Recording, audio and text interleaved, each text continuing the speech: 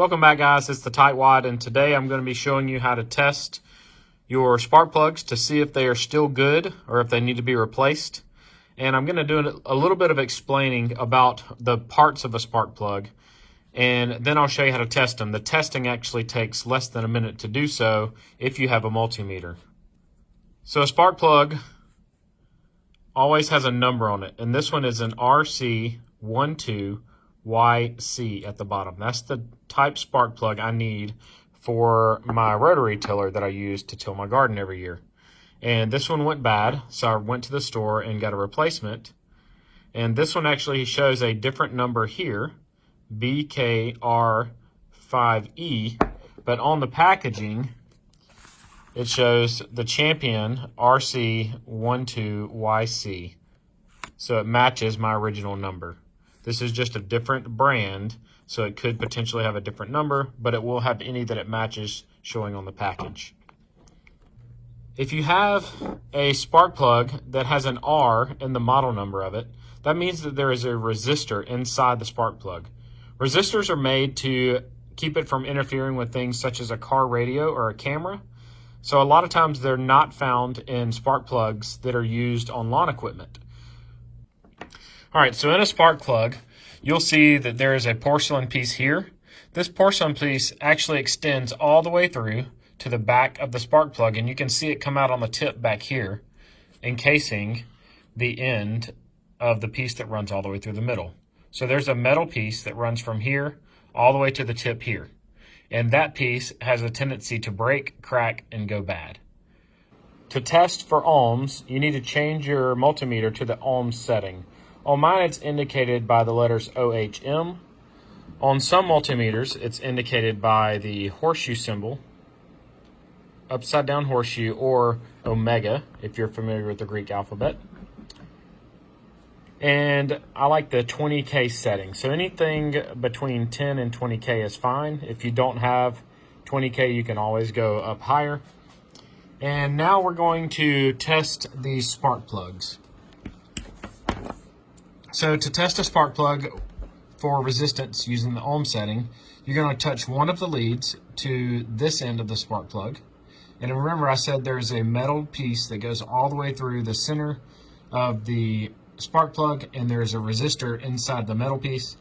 And then the other end of the spark plug has this little tip on it. This tip is where I want to touch my other lead. So I have one lead on the bottom down here and one lead on the top, and you actually need to touch the top of that piece, not the side of it, to get an accurate reading. So I'm going to touch my leads together to start, and you'll see that I get a reading and then it zeroes out, letting me know that my multimeter is functioning properly. So I know my battery's not dead and there's nothing else wrong.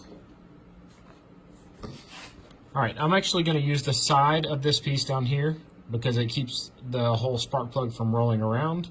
And then I'm going to touch the top up here. All readings of ohms I mentioned are actually in thousands. So when I say 6 ohms, I'm referring to 6,000 ohms. You'll see that I get a reading of 6 ohms exactly. Anything between 5 and 15 ohms is pretty normal for a spark plug made for a small engine, such as most of the things used for your lawn equipment at your house. What I should not get is a reading anywhere else on this spark plug. So if I touch any of these other parts, I should not get any resistance. If I got resistance here, that would mean that something is wrong where this metal shaft is coming into contact with this piece, or it's somehow leaching through the porcelain getting to here, indicating that it is now a faulty spark plug. So we shouldn't get any resistance on any other portion of the spark plug except for the tip of the metal piece here. Now that we know that one's good and was brand new, I'm going to test this old one that I removed from my rotary tiller. So again, I'm going to start here, and I'm going to come up to the top and touch the very tip of this spark plug, and I get no readings. And that means something between here and here is broken.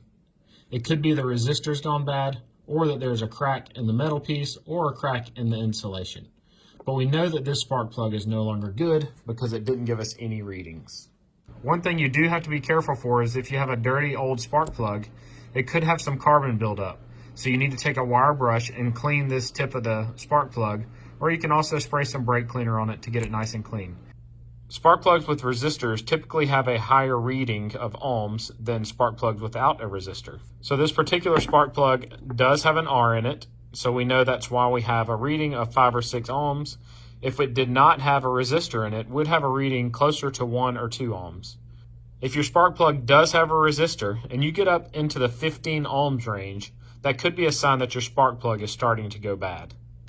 Anywhere between the 5 and 15 ohms range on a small engine style spark plug with a resistor inside should be fine to use. If it doesn't have a resistor, you're looking for anywhere from 1 to 5 ohms. I hope you found this video helpful. If you did, give me a thumbs up and subscribe to my channel. Leave any questions you have in the comments section below. If you want to see one of the other videos displayed on the screen right now, just click them and they'll open right up on your device. I hope you guys have a great day.